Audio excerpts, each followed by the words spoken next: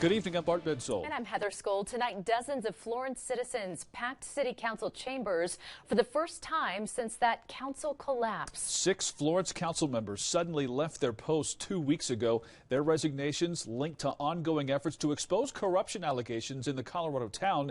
Efforts, they tell 13 Investigates, had fallen on deaf ears. Charity on News Channel 13, Sean Rice was inside that meeting tonight. He's live outside City Hall now to tell us how it all played out. Sean.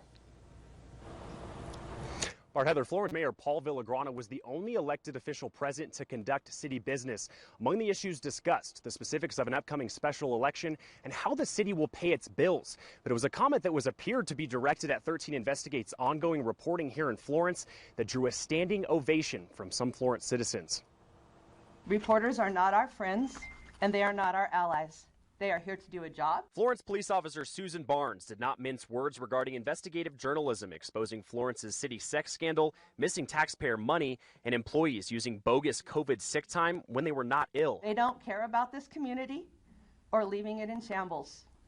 Their goal is to obtain that next Emmy or Pulitzer nomination. Ahead of her comments about journalism, Barnes shared her previous experience as an officer in the small town of Green Mountain Falls, where an entire police force resigned in 2013. The town was falling apart, divided by rumors, misconception, allegations, and lies, most of which were totally without any merit. Minutes before Barnes took the stand, the city of Florence did conduct business. The mayor set a date for a special city council election for August 2nd. He says any citizen who wishes to be a council member must get 25 petition signatures from fellow citizens. Will at some point it be divulged to any of the candidates exactly all of the findings that you guys have investigated and found so far? Mayor Paul Villagrana said the future city council members would be privy to all findings of any investigations. Right now, the Colorado Bureau of Investigation has an ongoing probe after being called in by the Fremont County District Attorney last week. We have a complete judicial system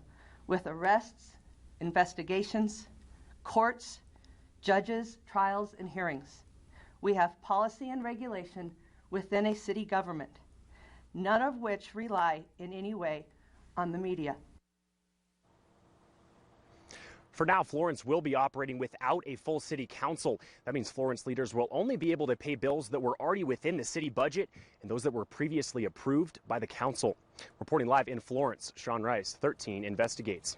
All right, Sean, thank you. Those new developments tonight come right after the Florence Police Department was suspended from a federal military partnership. It will be ineligible to receive equipment through that program for 2 months following a surprise audit obtained by 13 Investigates. During that surprise audit by the state last week, Florence police were not able to produce thousands of dollars worth of military gear. Dozens of military items weren't located, including 35 ammunition magazines and 5 pairs of binoculars worth around $275 each. They are a little bit disorganized.